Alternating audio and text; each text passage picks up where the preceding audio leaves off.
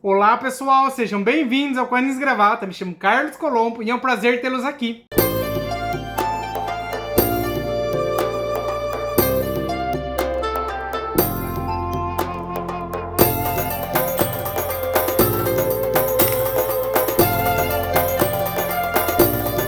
Hoje, em Cima da Biblioteca, nós temos Torgal, da editora Pipoca e Nanquim, um quadrinho que certamente eu vou gostar muito. Muita gente tem falado muito bem dessa obra, então eu tô com alta expectativa.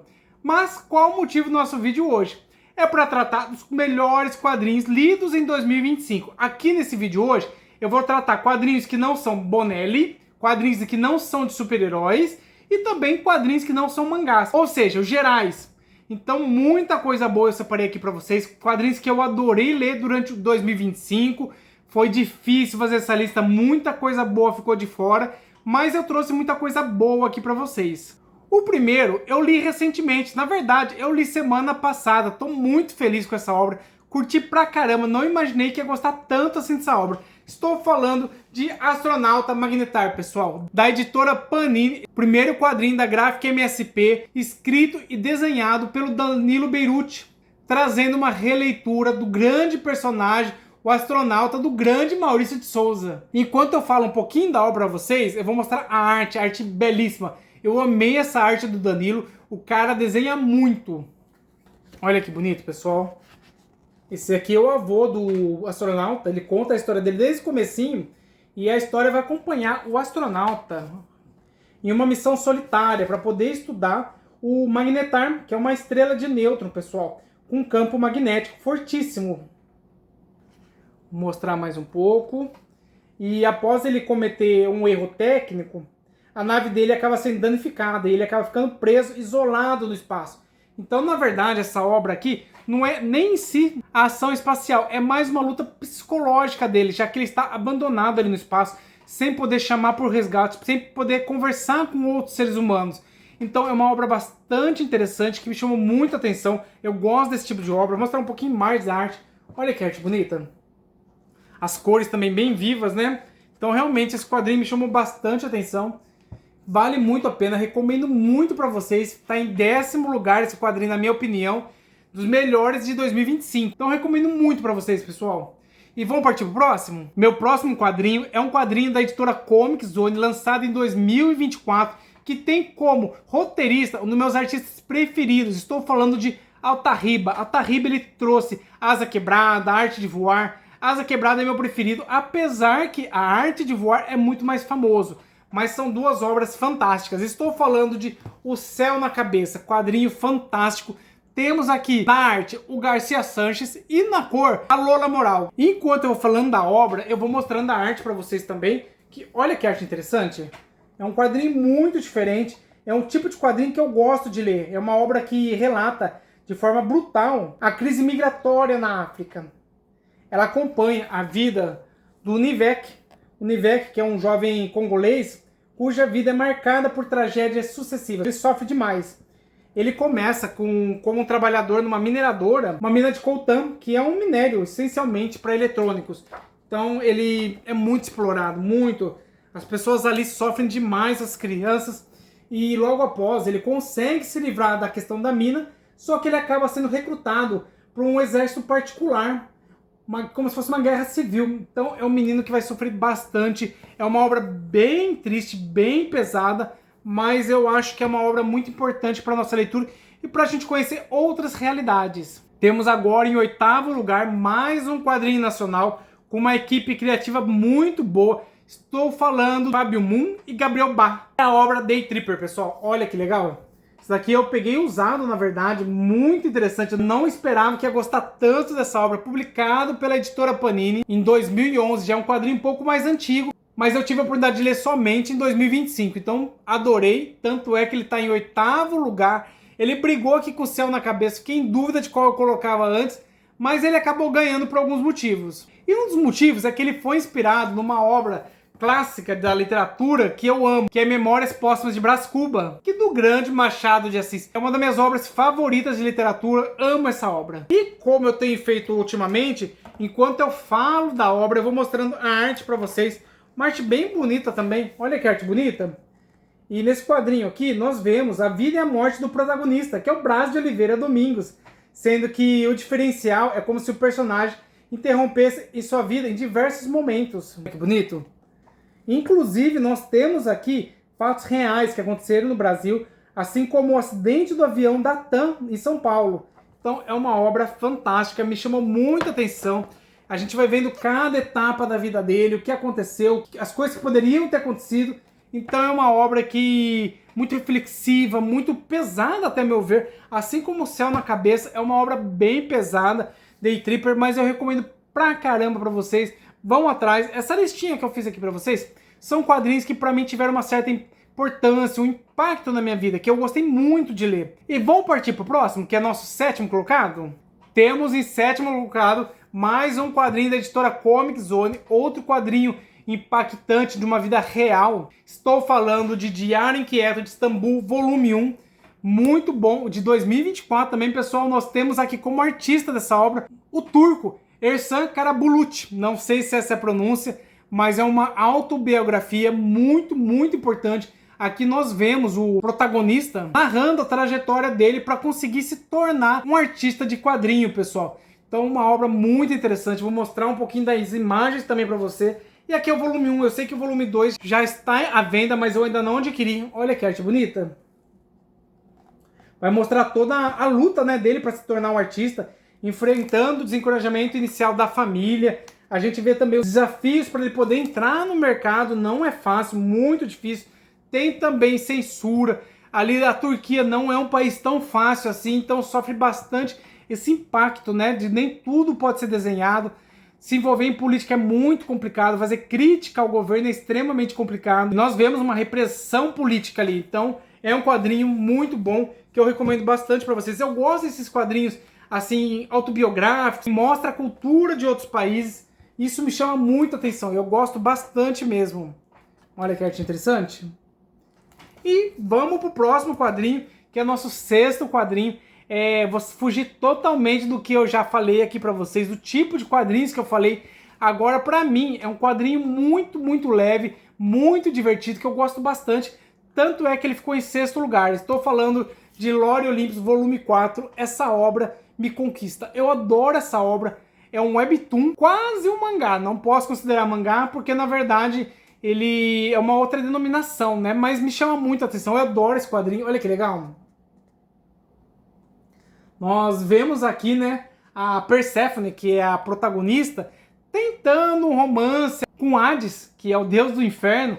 Então a gente vê toda a trama ali, né, que tá acontecendo, a rede de fofoca, muitas coisas mal vistas também, né, muita maldade também. A Perséfone tá lutando aqui para superar um trauma que ela sofreu um abuso. Então ela tá lutando contra isso, assim como o Hades também tá lutando de um outro relacionamento que ele tem, que é abusivo também esse relacionamento. Então eles têm como se fosse um romance meio que um pouquinho mais que platônico, né? Porque eles têm realmente essa química entre eles, mas eles lutam para não se apegarem, eles lutam para não ter esse romance. Mas o romance existe, uma obra muito interessante que eu recomendo bastante para vocês. E olha que arte bonita, é um quadrinho ao mesmo tempo leve que eu falo, mas é pesado também, tem alguns temas bem pesados. Então é um quadrinho que eu me divirto bastante, eu adoro isso daqui. Espero que venha logo os próximos volumes, que eu tô louco pra ler isso aqui. Nosso próximo colocado, já chegando no top 5, hein? Top 5. Quem que está em quinto lugar? Os 5 primeiros colocados, eles fogem um pouquinho da temática que eu trouxe aqui pra vocês. Aqui agora nós temos clássicos, muito importantes, obras extremamente famosas, franquias muito famosas. Então, o primeiro que eu tenho que trazer para vocês, estou falando de Juiz Dredd, Os Casos Completos, volume 5, uma obra da editora Mitos. Adoro essa franquia, gosto muito de Juiz Dredd, fico muito feliz que a editora Mitos está trazendo esse personagem que eu aprendi a gostar. Eu confesso para vocês que eu comecei a ler o Juiz Dredd assim, mais profundamente após a parceria com a editora Mitos. Eles começaram a me mandar alguns quadrinhos gratuitamente e um deles foi o Juiz Dredd, e eu acabei me apaixonando. Agora eu compro o Juiz Dredd. Eu acho que foi uma artimanha da Mitos. Falou, vou mandar uns quadrinhos pro Carlos ali e pegar ele. Pegou. Agora eu não fico mais sem Juiz Dredd. Eles mandando ou não mandando, eu vou lá e pego. E esse daqui é o volume 4, tá, pessoal? Olha que bonitão, bem volumoso, muita coisa. Eu vou mostrar aqui pra vocês enquanto eu estiver falando dele. Olha que arte bonita. Eu gosto muito de Juiz Dredd, pessoal. Muito, muito. Apesar de ser meio futurístico, eu não ser tão adepto do futurismo, isso aqui me chama muito a atenção. Olha que arte diferente. Isso aqui foi publicado originalmente na revista britânica 2000 AD, entre 1980 e 1981. Vou mostrar um pouco mais. E esse volume aqui, ele mostra o amadurecimento dos roteiristas, que é o John Wagner, e a arte icônica do grande Brian Bolland. Vou mostrar mais um pouco para vocês. Olha isso. Olha que legal isso aqui. Eu gosto muito da arte do Juiz Dredd. Gosto muito o roteiro em si. Então é uma obra fantástica, pessoal. Realmente, Juiz Dredd é um quadrinho que me apaixona. Eu gosto muito de ler Juiz Dredd. Olha isso aqui. Também é um quadrinho mais leve para mim. Não é um quadrinho que tem que ficar raciocinando, pensando.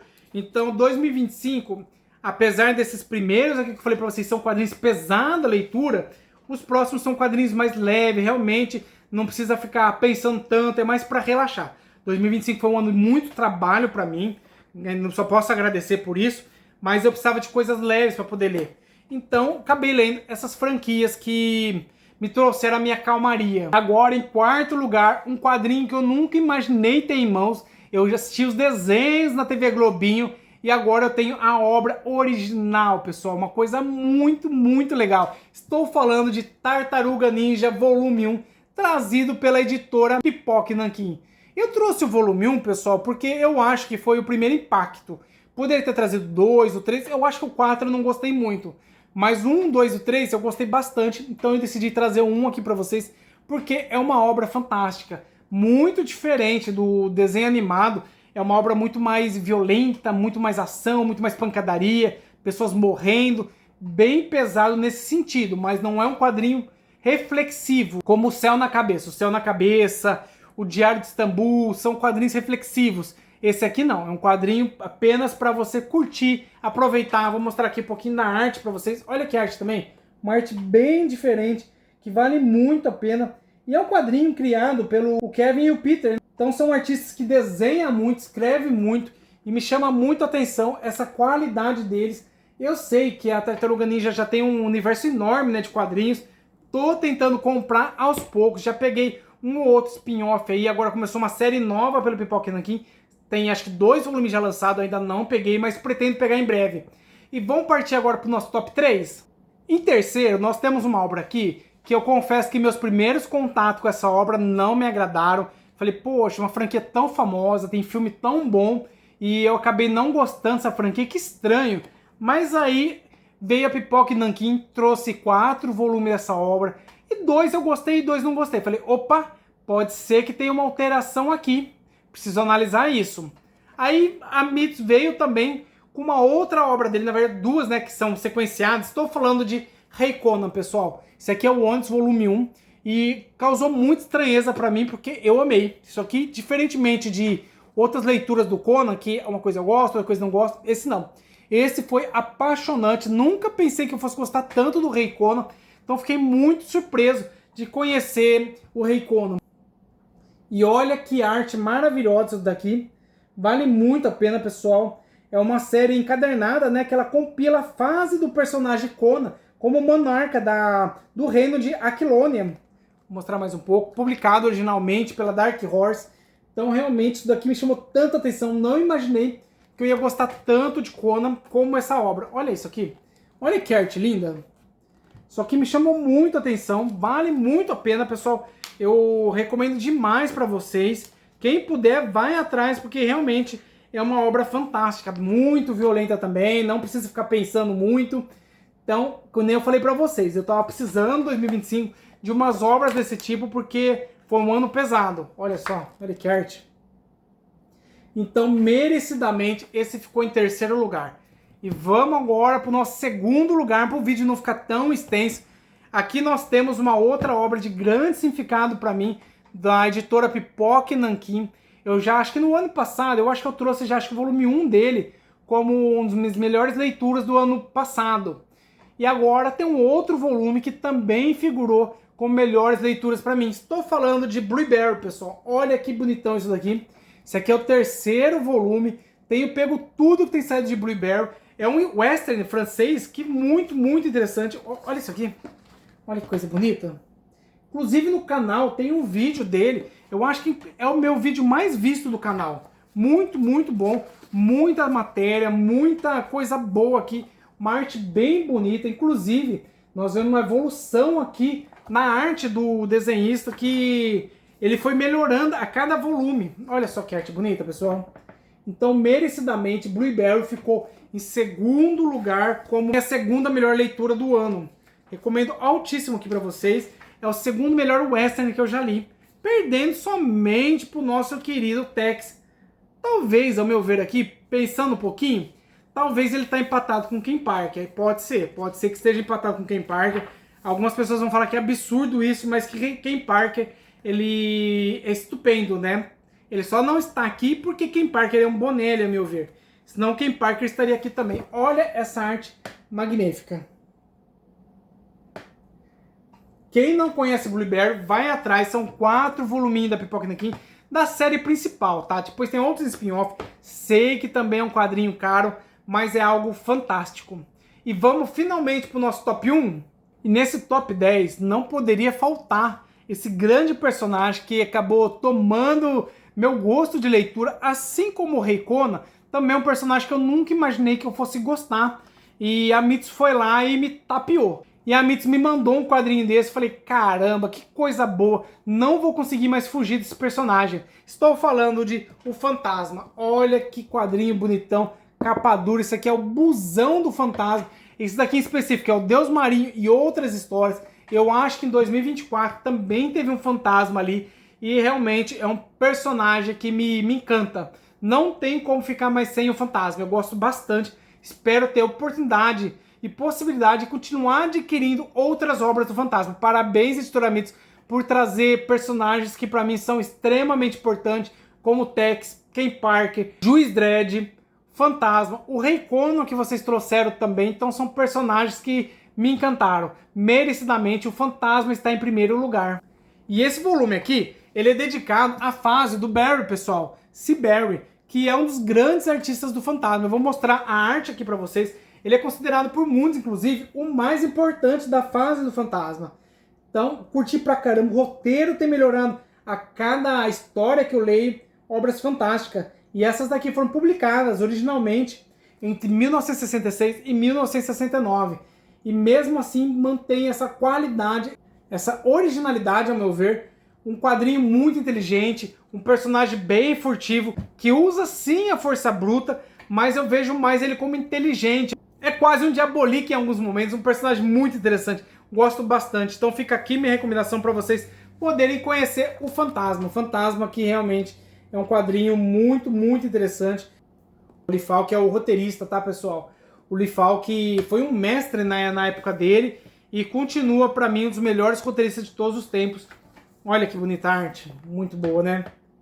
Então eu vou ficando por aqui, pessoal. Espero que vocês tenham gostado das minhas recomendações, minhas 10 melhores leituras de 2025. E vocês, fizeram o ranking de vocês? Coloca no comentário aí 1 ou 2 que vocês acham que faltou, talvez aqui no meu ranking. Sugestões de leitura também. Então eu vou ficando por aqui. Espero que tenham gostado do vídeo. Quem não for inscrito no canal, se inscreva no canal, curte o vídeo, comente, compartilha com os amigos. Vamos fazer esse canal crescer mais ainda. E além disso, venho aqui também para desejar um Feliz Natal para vocês. Esse vídeo vai sair no dia 22 de dezembro, então logo logo nós temos o Natal. Tô gravando ele no dia 21, então tá bem próximo. Então espero que o Natal de vocês seja muito abençoado, que seja uma mesa bem farta, com a família, se for possível. Se não for possível com a família, com pessoas queridas. Então esse é o desejo aqui meu, do Carlos, né? Pra vocês aí, meus amigos. Então a gente se vê no próximo vídeo. Um abraço!